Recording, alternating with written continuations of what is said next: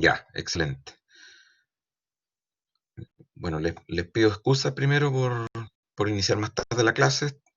Estoy con un problema eh, laboral adicional, digamos, así que eventualmente puede que hagamos más corta en la clase del día de hoy. ¿Eh? Eh, bueno, vamos a seguir con nuestro material, digamos, en este semestre. Eventualmente a nosotros nos corresponde ahora el estudio de la competencia, ¿cierto? Porque nosotros terminamos todo lo que dice relación ya con toda la primera parte, digamos, del curso, tanto en la jurisdicción como en el material relativo a la acción, la naturaleza misma de ella, y eventualmente terminamos con todo lo que dice relación con los equivalentes jurisdiccionales. Específicamente respecto a competencia, parece que no hemos iniciado todavía el estudio, ¿cierto? Entiendo que terminamos con la última explicación que yo les di de los equivalentes jurisdiccionales o algo.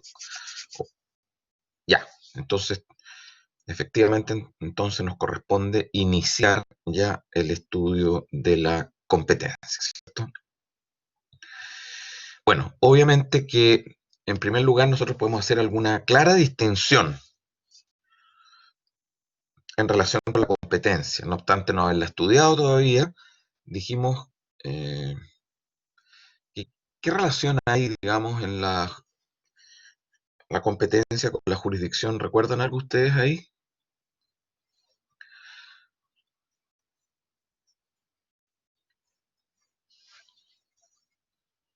¿Tenemos o no tenemos relación en la competencia con la jurisdicción? ¿Qué conceptos más amplios, por ejemplo?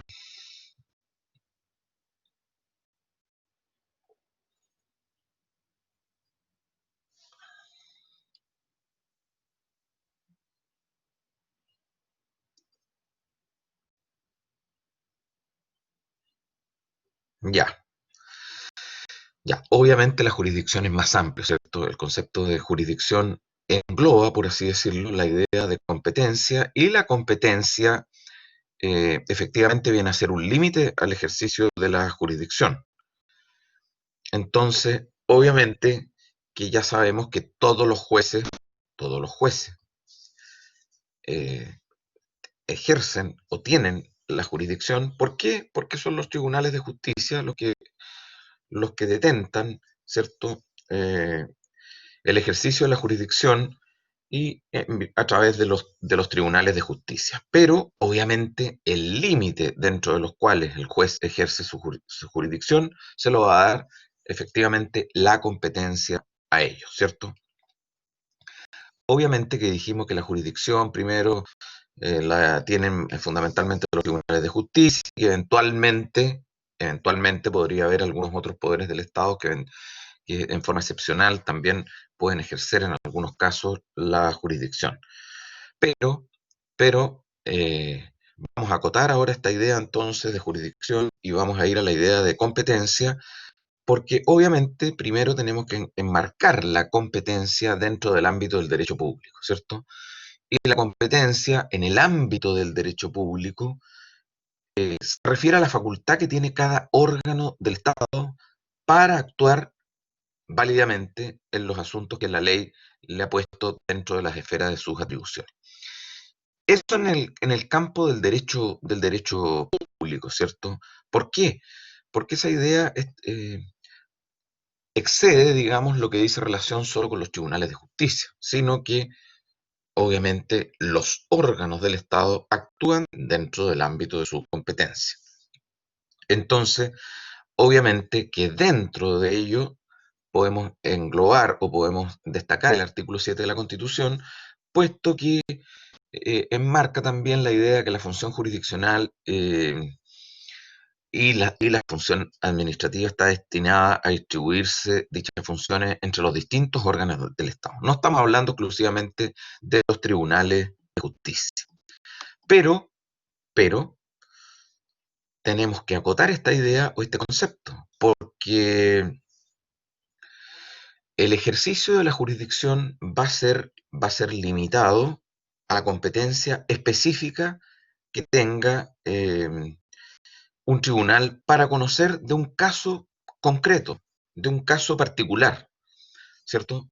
Son las partes, en definitiva, en el proceso, quienes les van a dar atribuciones, quienes le van a dar atribuciones a un juez para que éste actúe dentro de la esfera de su competencia. Entonces ahí la jurisdicción se va a singularizar en el caso específico, en el caso particular que cada juez va a ejercer entonces eh, su jurisdicción en cada tribunal y respecto de cada asunto específico que se le encomienda actuar dentro del ámbito de su limitante que va a ser, digamos, la competencia que va a tener ese tribunal. A diferencia de lo que ocurría con la jurisdicción, digamos que es un concepto mucho más amplio, eh, claramente nosotros la idea de competencia sí la está definida. De manera que nosotros, el concepto de competencia está recogido en el artículo 108 del Código Orgánico. Y esta idea, entonces, vamos a tener que englobar o vamos a tener que analizar la definición de competencia conforme a la definición legal que está indicada en este artículo 108 del Código Orgánico. ¿Qué nos dice o qué establece el artículo 108 del Código Orgánico? El artículo 108 que ustedes van a tener que estudiar y que van a tener que saberse esa definición, nos sostiene que la competencia es la facultad que tiene cada juez o tribunal para conocer de los negocios que la ley ha colocado dentro de la esfera de sus atribuciones. Piensen ustedes que es definición legal. Entonces, ya esta definición legal ha sido bien criticada por la doctrina y en general en el ámbito del derecho procesal, ¿cierto? En todas las universidades, en todos los catedráticos, digamos, de esta asignatura, por la circunstancia que ella no nos precisa del todo, digamos, eh, a qué se refiere en general toda la competencia y además porque es una definición incompleta. En primer lugar, ¿qué le vamos, qué le vamos a criticar a esta definición de competencia, ¿cierto? Es el artículo 108 del Código Orgánico. Artículo 108, ahora ya entramos específicamente entonces al análisis de la competencia y esto se contiene ya a contar, digamos, del artículo 108 del Código Orgánico. ¿Por qué criticamos tanto esta definición de competencia? En primer lugar, porque el legislador emplea la expresión facultad, ¿cierto? Indudablemente que ustedes ya están en condiciones de señalar si eventualmente la competencia es o no es una facultad que tienen los jueces para conocer de un asunto.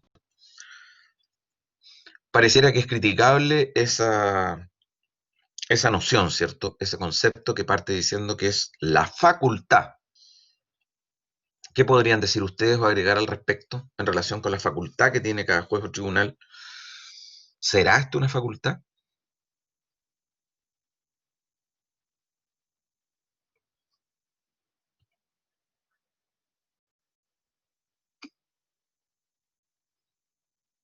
Ya. Entonces, si es un poder deber, desde el punto de vista de los jueces, ¿tendrán ellos solo una facultad? Y el poder deber lo podemos ver como sinónimo de qué, desde el punto de vista del juez. ¿Y con qué regla o qué principio asimilamos esta idea de competencia?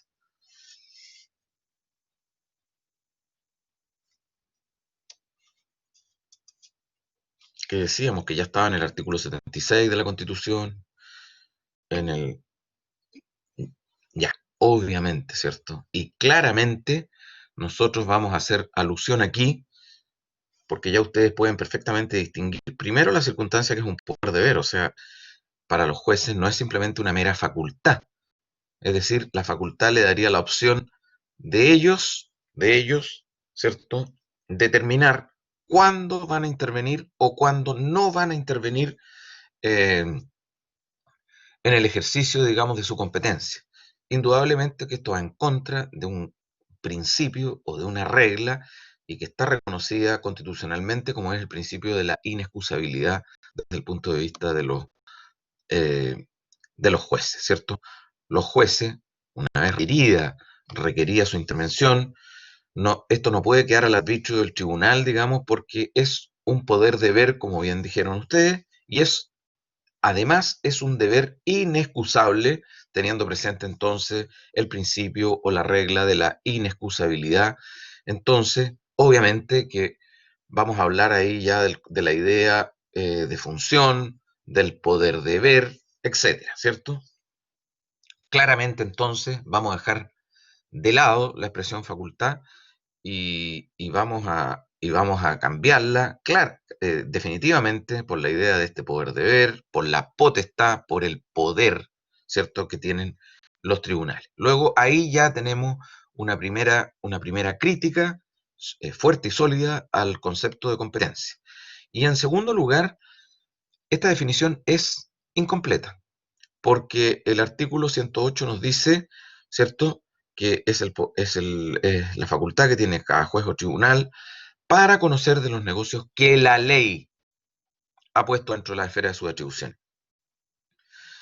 Nosotros claramente vamos a ver que no solo la ley, ¿cierto? No es la única fuente de la competencia la ley, porque también le pueden dar competencia a un tribunal las partes a través de la institución de la prórroga de la competencia, que también nosotros vamos a ver y vamos a estudiar, ¿cierto?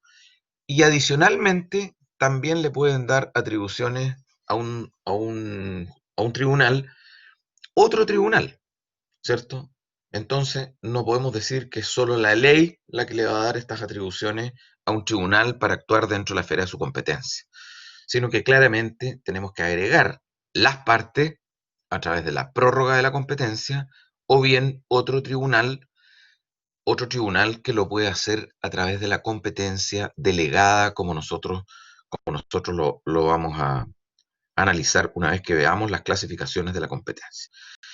Entonces, si vamos a mejorar esta definición del artículo 108 del Código Orgánico, podríamos claramente nosotros complementar esa definición diciendo entonces que la competencia es la potestad o es el poder deber, ¿cierto? Potestad o poder deber que tiene cada juez o tribunal para conocer de los negocios que la ley, las partes u otro tribunal han colocado dentro de la esfera de sus atribuciones. Entonces, ustedes comprenderán que desde el punto de vista de la fuente, ¿cierto? ¿Me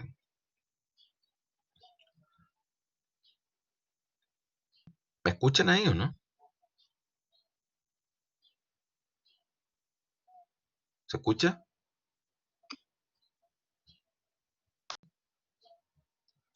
Espérense, es que se me fue la...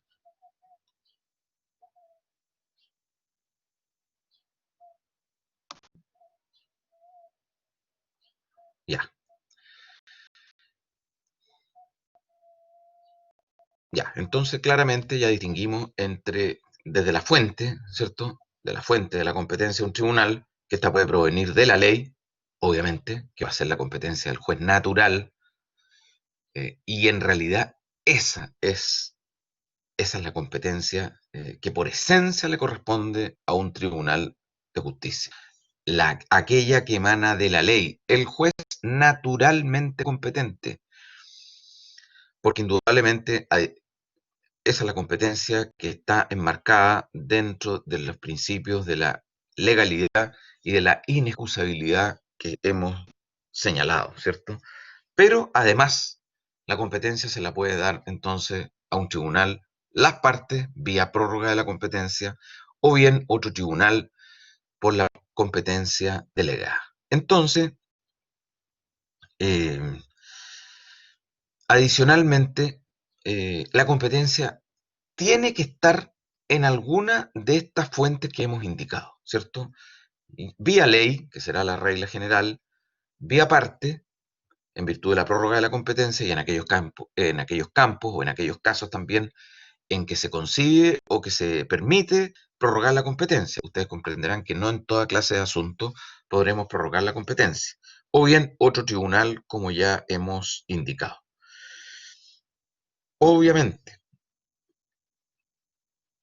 dentro de la competencia, nosotros tenemos que distinguir la competencia jurisdiccional, ¿cierto? Este poder de ver que tienen los tribunales, pero referido a la contienda jurídica actual entre partes sometida al conocimiento de un tribunal. Esa competencia jurisdiccional es la regla de la intervención de cualquier tribunal, o bien, o también llamada competencia contenciosa, ¿cierto? Nosotros ya hicimos la distinción, recuerden ustedes, entre la jurisdicción contenciosa y no contenciosa, o los actos judiciales no contenciosos. Pero los jueces también tienen competencia para actuar dentro de estos actos judiciales no contenciosos, ¿cierto? ¿Recuerdan ustedes algún acto judicial no contencioso que nosotros indicamos, en virtud de los cuales los jueces pueden tener competencia, por ejemplo? ¿Recuerdan algún acto judicial no contencioso en que pueda intervenir un tribunal?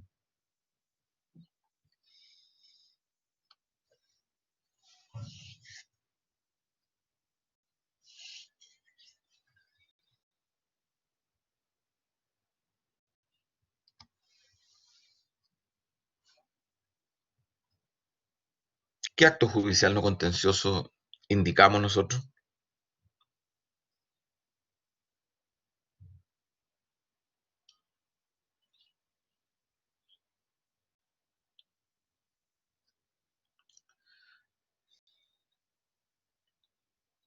Hemos hablado de las posesiones efectivas, creo, ¿cierto?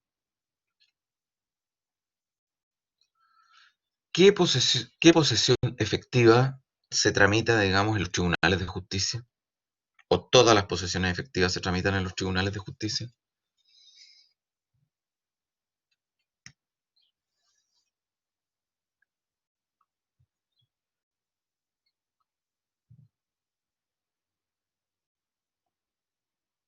Bueno, claramente ahí hay una distinción, ¿cierto? ¿Y por qué hay una distinción? Porque las posesiones efectivas, ya, porque las posesiones efectivas efectivamente se distinguen o se clasifican en las posesiones efectivas respecto de herencias testadas o de herencia intestada. ¿Qué hace la diferencia entonces? ¿Cuál es la herencia testada? ¿A qué se refiere la herencia testada?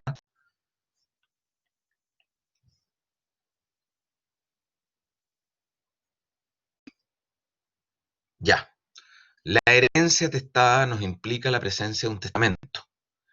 Luego se requiere, para estar en presencia de un acto jurisdiccional, que esa herencia sea testada. ¿Por qué? Porque si hay testamento, los testamentos deben necesariamente tramitarse ante los tribunales de justicia. Luego, la posesión efectiva testada es un acto que le da competencia no contenciosa a un tribunal, o es un acto judicial no contencioso, y será contencioso porque no hay un conflicto entre partes, digamos, que debe ser resuelto por un tribunal, sino que solamente hay un peticionario, hay un interesado, ¿cierto? Hay un solicitante. Van a pedir la posesión efectiva.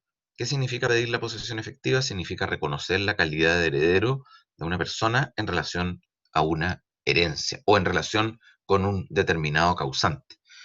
Ya sabemos a lo mejor, ¿cierto? Quién es nuestro padre, quién es nuestra madre, pero aquí hay un reconocimiento legal, por así decirlo, ¿cierto? La posesión efectiva testada lo que permite es reconocerle la calidad de heredero a una persona en relación con el causante. ¿Qué diferencia entonces tendríamos con la posesión efectiva intestada? ¿Dónde vamos a tramitar estas posesiones efectivas ahora cuando no hay testamento?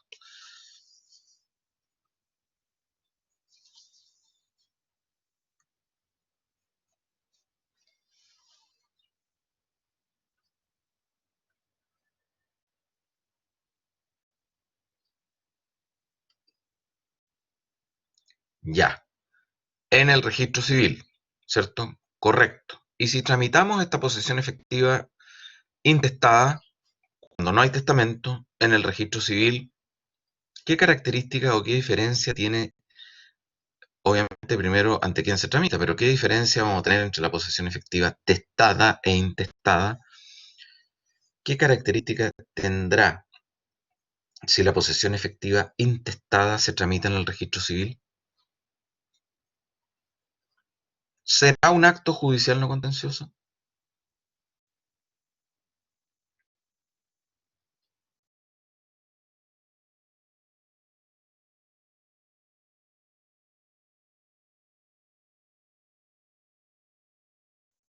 ¿Qué creen ustedes? Sí, hay dos opciones, o que sí o que no.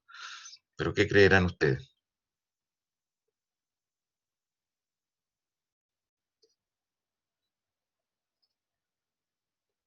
Ya. A ver, judicial no es, dice usted, Francisco Medel. ¿Y por qué no es judicial?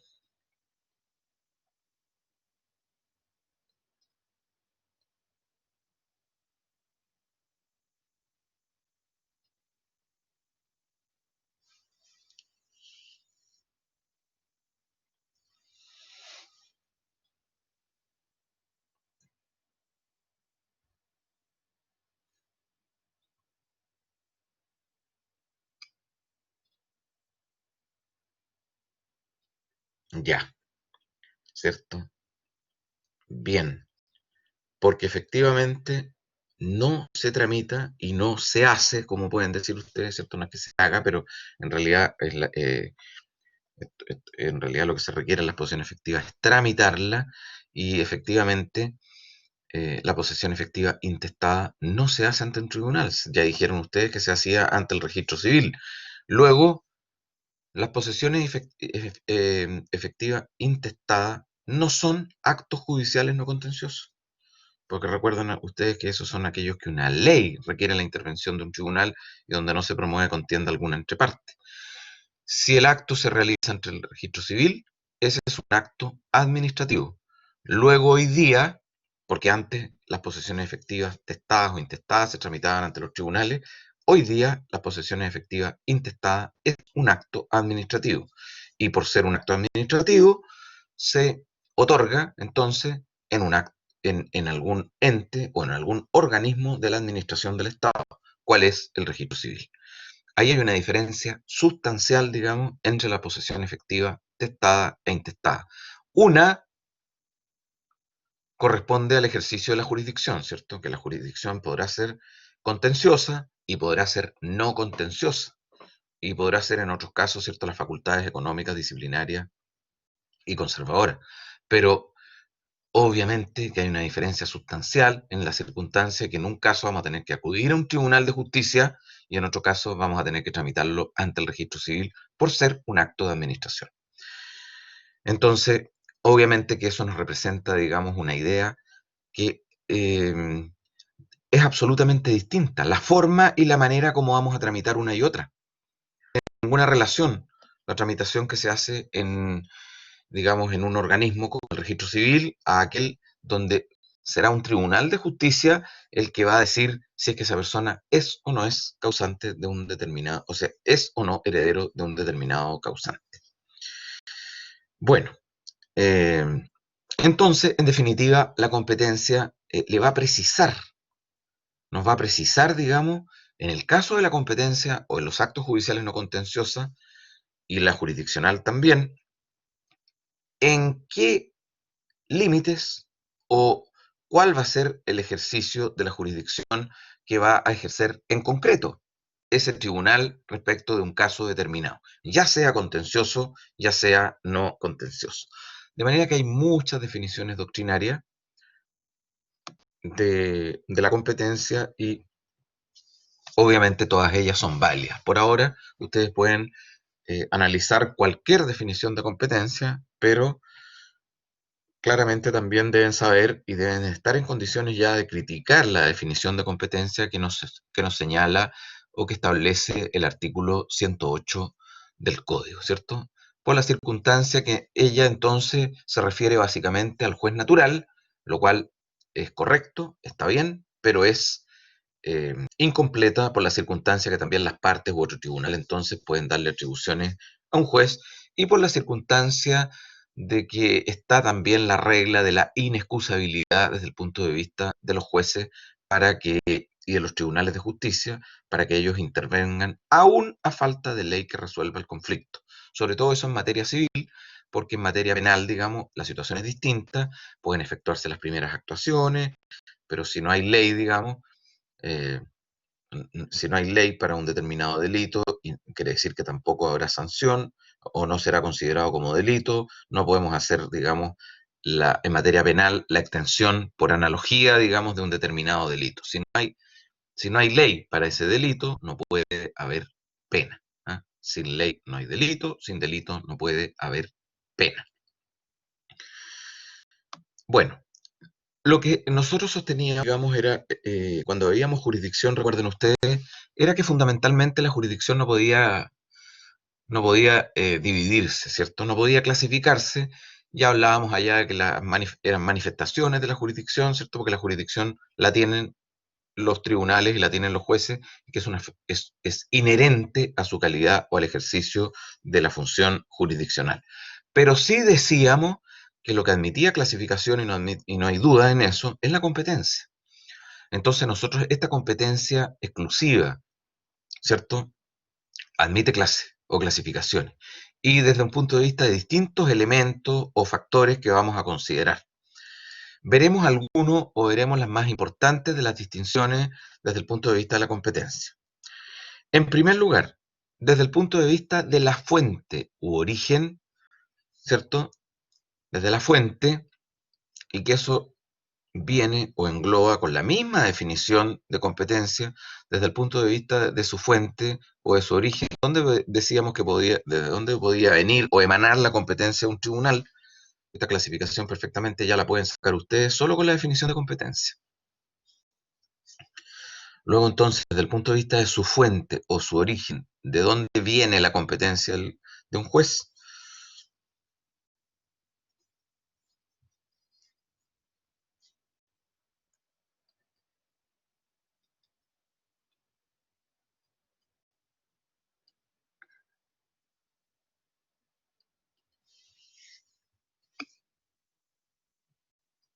Ya, dijimos el tribunal de las partes o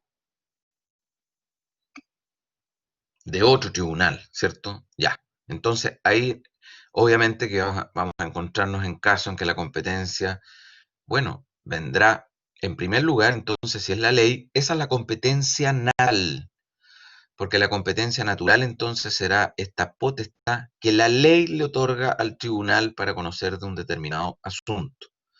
Luego entonces, la fuente del juez natural es la ley. Y esa es la regla general en cuanto al origen de la competencia de un tribunal. Es la ley, por regla general, y a esa se refiere la competencia del juez natural, que es la competencia por esencia de un juez, ¿cierto? Esa competencia natural será la que por ley va a tener entonces un tribunal de justicia para conocer de un determinado asunto. Ahí veremos después si la competencia será limitada, porque una cosa es la jurisdicción y otra cosa será la competencia. Entonces aquí al juez nosotros lo vamos a acotar, le vamos a decir, por ejemplo, podríamos dividir los asuntos en civiles y penales. Inmediatamente estamos haciendo una diferenciación de los tribunales, ¿cierto?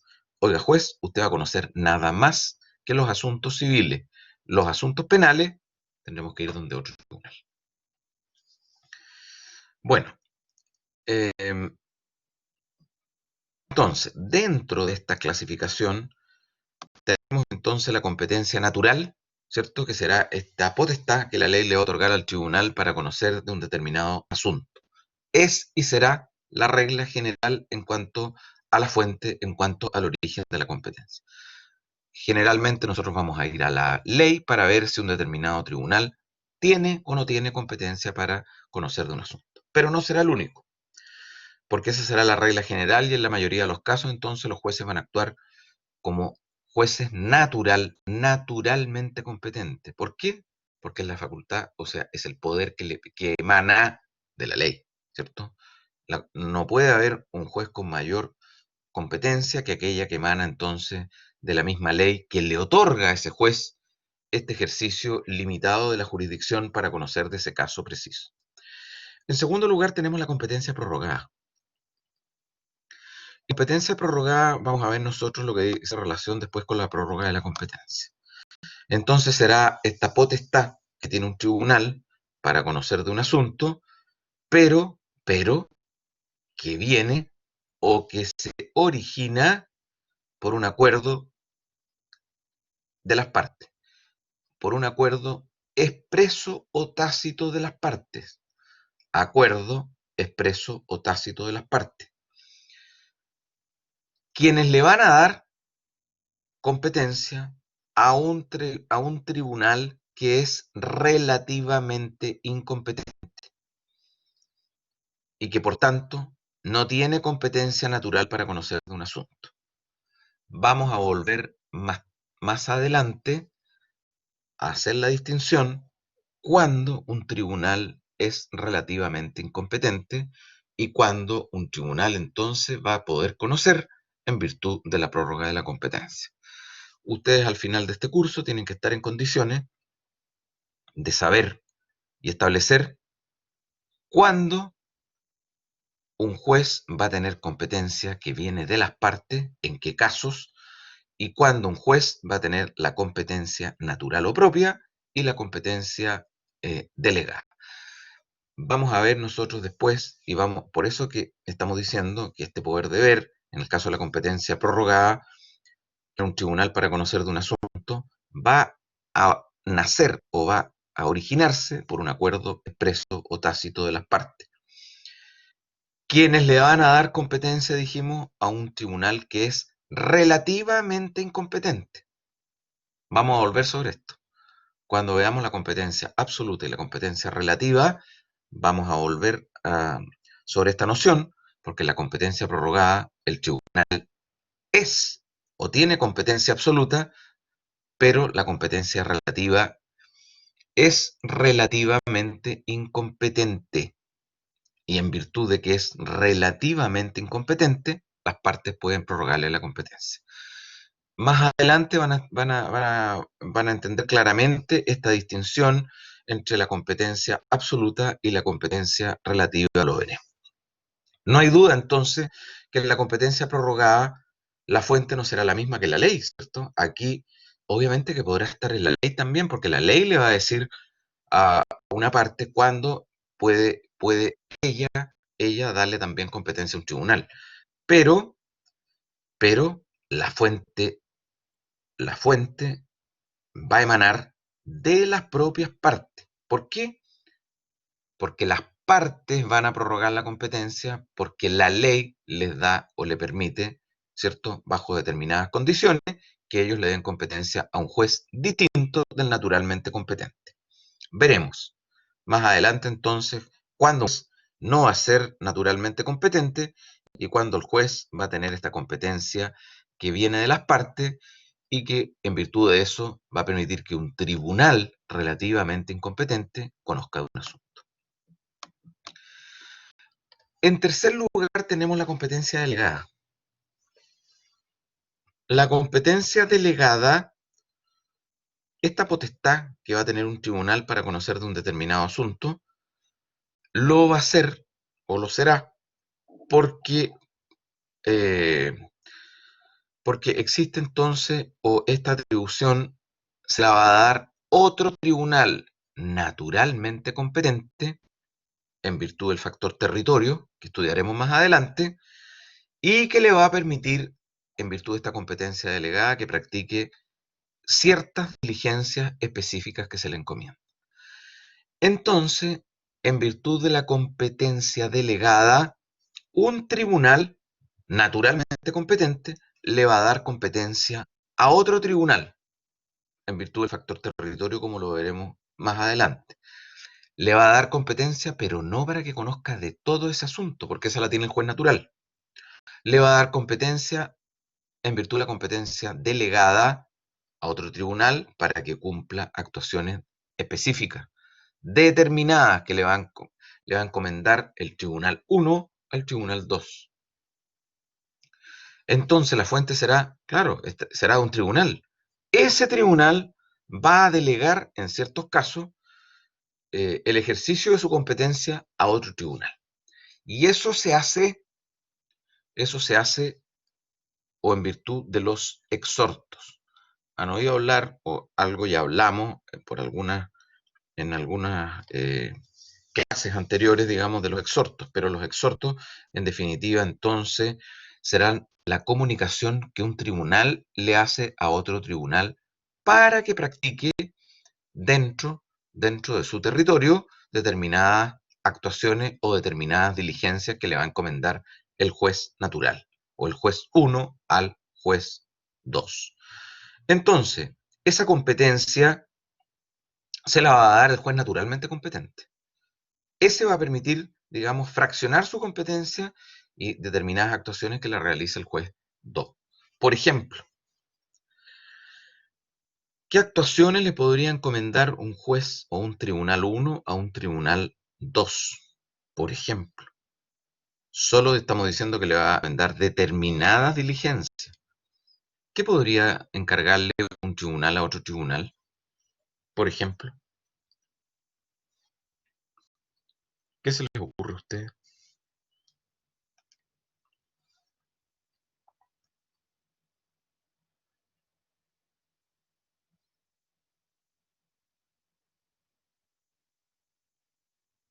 Entonces, efectivamente, lo va a hacer a través de los exhortos. Está bien, digamos, ese razonamiento, ¿cierto?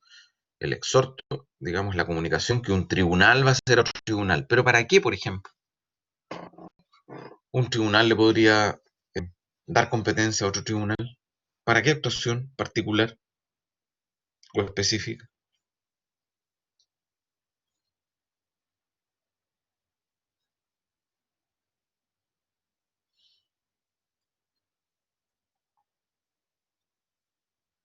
Por ejemplo, podría ser,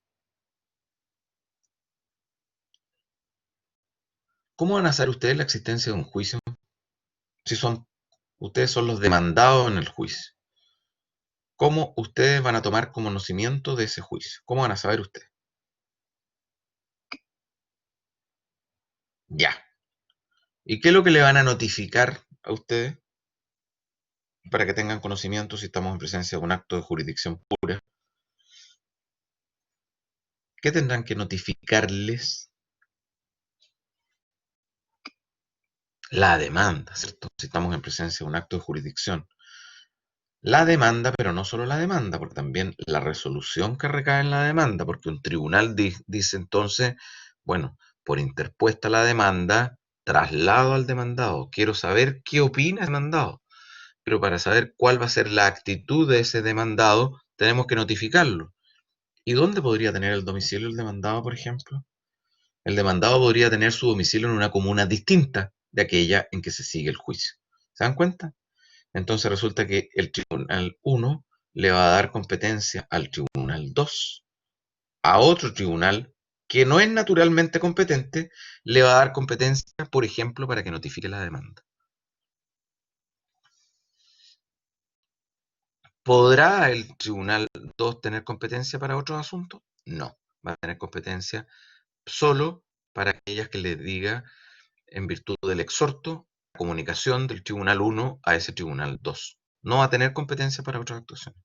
Porque la competencia para las demás actuaciones la va a seguir teniendo el juez o el tribunal 1, ¿cierto? El tribunal naturalmente competente.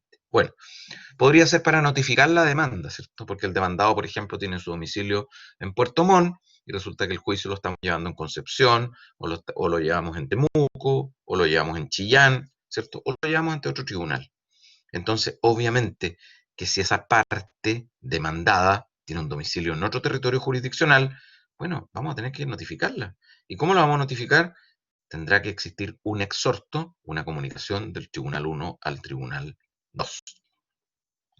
Podría ser también para que un testigo declare, por ejemplo, en otro territorio jurisdiccional, ¿cierto? Puede ocurrir que una parte tenga 3 o 4 o 5 testigos para declarar en un juicio, y uno de esos testigos vive en Puerto Montt, o vive en Arica, o vive en Punta Arenas. Entonces no vamos a hacer venir a ese a ese testigo de Punta Arenas, que nos encarece absolutamente el ejercicio de la jurisdicción, o de Arica, que venga a Concepción, porque tiene que declarar en el juicio. ¿Lo puede hacer? Sí, lo puede hacer. Pero para eso la ley ahí dice, bueno, en ese caso entonces el Tribunal 1 le tendrá que dar competencia al Tribunal 2 para que ese testigo declare ante el Tribunal 2. ¿Qué es lo que va a declarar? Tendrá que declarar acerca de los puntos de los hechos sustanciales pertinentes y controvertidos que, por ejemplo, fijó el tribunal en la resolución que recibe la causa prueba. Eso lo dice el juez natural. ¿Pero podrá declarar ante un tribunal distinto? Sí. Si eventualmente, por ejemplo, estamos diciendo que ese testigo tiene su domicilio en un territorio jurisdiccional completamente distinto al del tribunal ante el cual se lleva el juicio. Entonces ahí ustedes distinguen ya la circunstancia entonces que podremos darle competencia delegada al Tribunal 2. ¿Quién se la va a dar? Ya no son las partes. Es un tribunal a otro tribunal. Más específica, mucho más específica. Porque si son las partes le van a dar competencia al juez 2 como que fuera el naturalmente competente. Van a sacar ese asunto que debería ser el juez 1 y se lo van a encomendar al juez 2. Pero ese juez 2 después va a conocer como si fuera el naturalmente competente. Diferencia, porque fueron las partes las que le permitieron al juez 2 intervenir en ese juicio. En cambio, en la competencia delegada es mucho más acotada, es más restringida, es más limitada la intervención del Tribunal 2. Esta primera clasificación entonces de competencia nos permite avanzar en muchas otras clasificaciones que vamos a ver. Por tanto, me interesa entonces que tengan clara esta noción desde el punto de vista de la fuente o del origen, porque obviamente que esta es, por así decirlo, es la primera, no solo la primera, sino que es la gran distinción desde el punto de vista de la fuente o del origen. Eh, Vamos a estudiar en particular después la competencia prorrogada y la van a ver ustedes, pero dijimos que la competencia prorrogada, digamos, las partes le van a dar de manera expresa o tácita competencia a un tribunal para conocer un determinado asunto, ante un tribunal relativamente incompetente. ¿Qué podría hacer usted, cierto? Que usted me está consultando, María Rivera, ¿cierto? Precisamente, hacer a través de los jueces árbitros. Tiene mucho que ver con eso, ¿cierto? Podría ser a través de los jueces árbitros, pero, pero no solo a través de los jueces árbitros, porque la prórroga de la competencia, las partes se la pueden dar a un tribunal que es relativamente incompetente. Luego ahí no necesariamente van a intervenir los jueces árbitros. Va a intervenir otro tribunal. Usted, por ejemplo, eh, María, que está consultando en este caso, usted, por ejemplo, vive en Temuco, ¿cierto? Y está estudiando en Concepción. Y usted sabe que la demanda tiene que presentarla en Concepción porque el demandado tiene su domicilio en Concepción. Ese es un elemento para determinar la competencia de un tribunal. ¿Dónde tiene domicilio el demandado? Entonces usted resulta que la trasladan, usted está trabajando y se va a trabajar a Temuco. Y usted dice, en vez de tramitar mi juicio en Concepción, voy a intentar hacerlo en Temuco. ¿Puede hacerlo? Sí, puede hacerlo. En todos los casos, no. En materia penal no se puede prorrogar la competencia. Vamos a ver en qué caso vamos a actuar en virtud de la competencia prorrogada. Entonces usted sacó ese caso que debería conocer el juez de Concepción y se lo llevó al juez de Temuco, de la misma categoría, ¿cierto? Un juez de letra. Usted le llevó ese asunto que debía ser conocido por el juez de Concepción, lo va a presentar ante el tribunal de Temuco. ¿Qué podría, qué podría hacer el demandado que usted tiene en ese juicio? Le voy a terminar de explicar el ejemplo. Ese demandado, por ejemplo, podría alegarle, usted le podría decir al juez, oiga, juez, yo le pongo a usted la excepción de incompetencia, porque usted no es el competente naturalmente para conocer el asunto. Por tanto, yo no acepto que la demandante, en este caso usted, María Rivera, usted demande en Temuco. ¿Puede oponerse el demandado? Sí puede oponerse. Porque la competencia, primero, la tiene el juez natural. Entonces, si las partes no están de acuerdo con darle competencia a otro tribunal, en este caso Temuco, no va a poder actuar el juez de Temuco. Porque hay una parte que no está de acuerdo y dice, momento, aquí usted es incompetente relativamente, lo vamos a ver por qué después más adelante, y el que tiene que conocer es el juez natural, y ese juez natural está en Concepción. Luego las partes perfectamente podrían impedir que actúe la competencia prorrogada. Y no perfectamente, sino que en definitiva ellas impiden.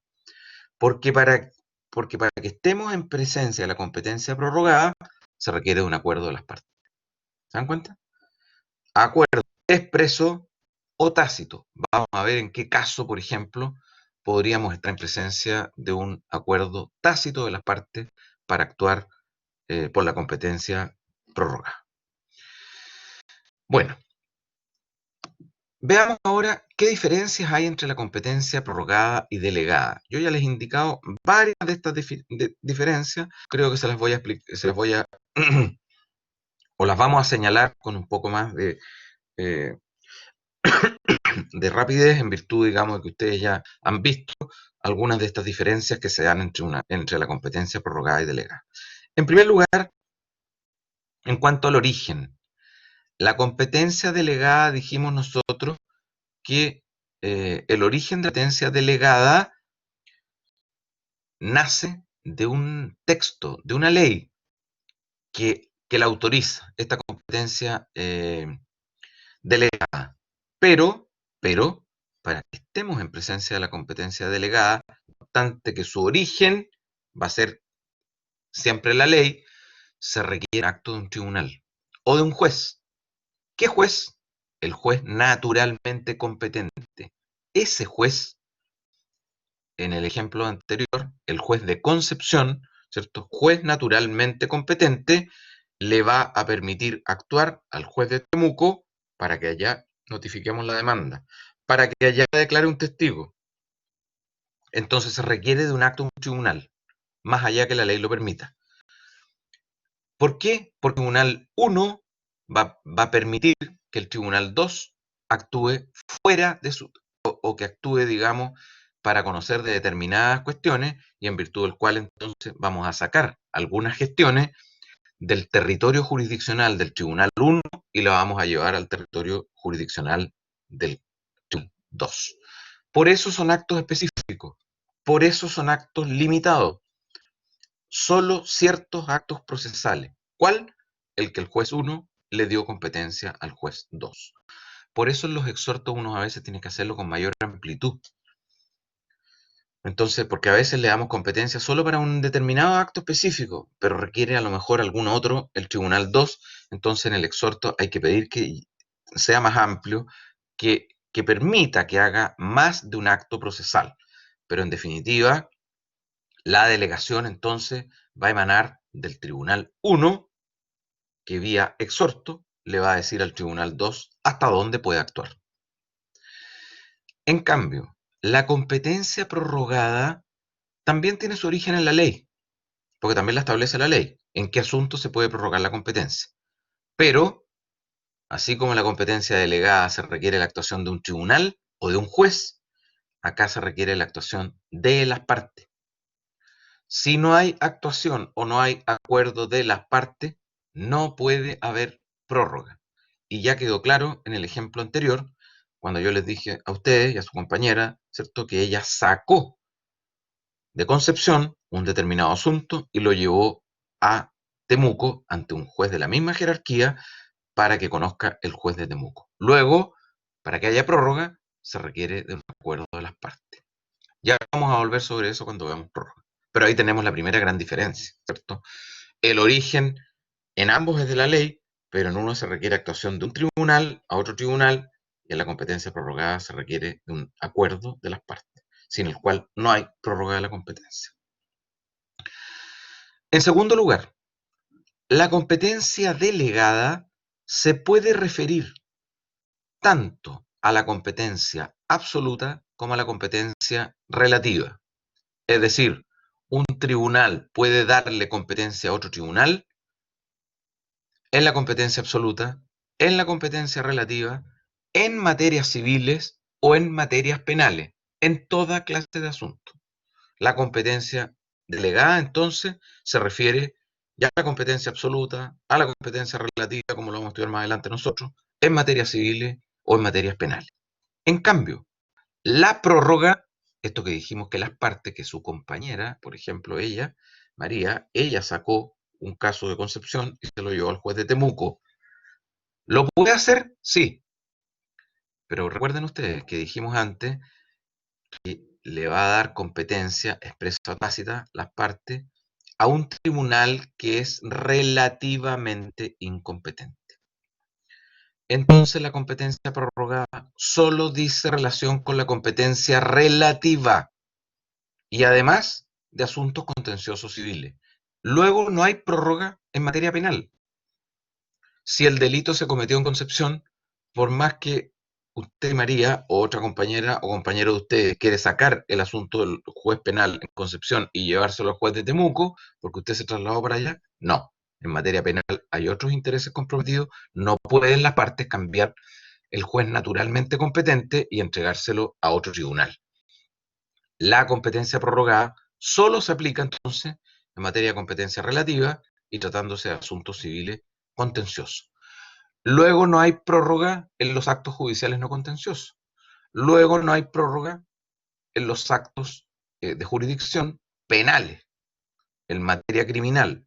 No hay actuación, no puede un tribunal darle competencia a otro tribunal. En tercer lugar, en virtud de la competencia delegada, el tribunal exhortado, ya lo dijimos, solo va a tener atribuciones restringidas o limitadas, ya que solo va a hacer los actos procesales que están específicamente indicados por el tribunal exhortante. ¿Dónde? En el exhorto. El exhorto ya dijimos que es la comunicación de un tribunal a otro tribunal. Entonces el tribunal exhortado va a poder actuar solo lo que le dice el exhorto. ¿Tiene limitada su competencia? Absolutamente. ¿Tiene restringida sus atribuciones? Absolutamente. Solo va a poder llevar a cabo los actos procesales específicamente que le dio el Tribunal 1 a ese Tribunal 2. En cambio, ya lo dijimos antes, en la competencia prorrogada, el tribunal a qué le vamos a dar competencia pasa a tener la misma calidad que el juez natural. Es decir, va a tener todas las atribuciones jurisdiccionales. Va a poder conocer íntegramente del asunto, no limitado, ni acotado, ni restringido como en el caso de la competencia delegada. En la competencia prorrogada, entonces, el tribunal a quien se le da competencia, usted que llevó su asunto a Temuco, ese tribunal de Temuco va a tener, una vez que las partes ya le dieron competencia, va a tener la misma competencia que tendría el juez naturalmente competente, el juez de Concepción. Luego va a tener todas las atribuciones jurisdiccionales. Va a poder conocer íntegramente todo el asunto, va a poder fallar como si fuera el tribunal naturalmente competente. ¿Está clara esta distinción o alguna duda? ¿Cierto? Entre la competencia del juez natural y las diferencias entre la competencia prorrogada y delegada. ¿Alguna duda en esta materia?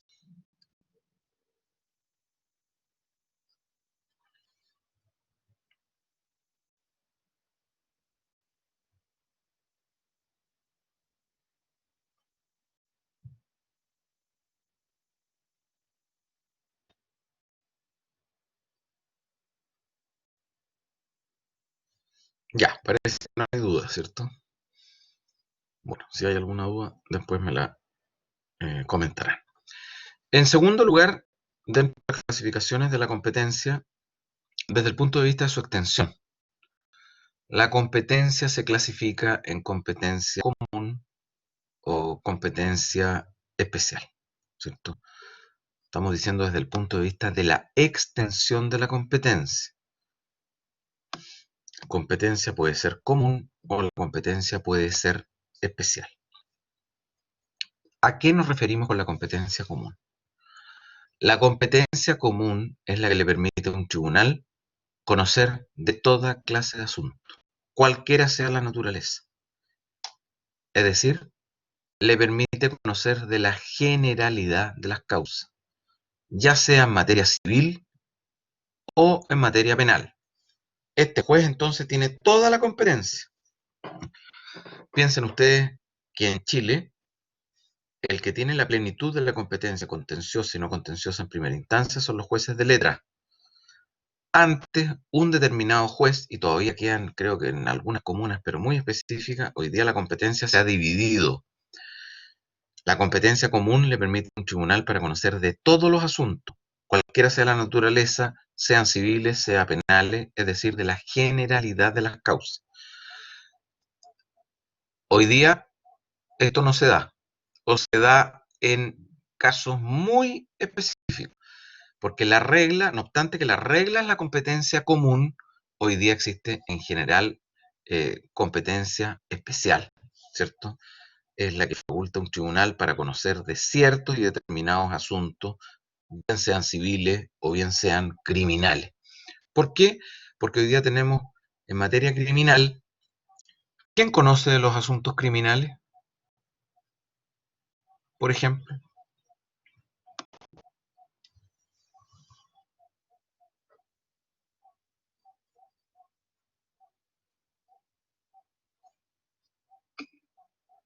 ya, correcto, ¿cierto?